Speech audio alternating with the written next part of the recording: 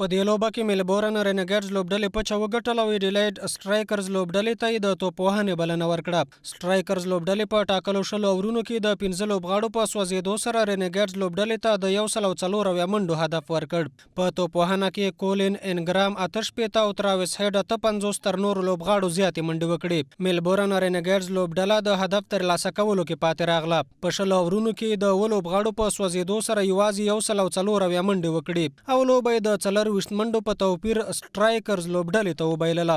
په دې لوبه کې راشد خان په خپلو 4 اورونو کې د 26 منډو په ورکولو سره 2 لوبغاړي وسوځول. راشد په دې سیالیو کې ټولې 9 لوبې کړي چې د 14 وکټو په ترلاسه کولو سره په 3 مقام کې دی او په 2 لوبو کې د غوره لوبغاړي جایزې هم ترلاسه کړي دي. د یادولو وړ ده چې د میلبورن رینګرز لوبډلې په ګټه لومړۍ 7 لوبو کې محمد نبی ساحل هم ولوبېده چې د 8 وکټو په ترلاسه کولو سره ټولې 8 منډې جوړې کړي او په یوه لوبه کې د لوبې د غوره لوبغاړي جایزه هم ترلاسه کړې وه.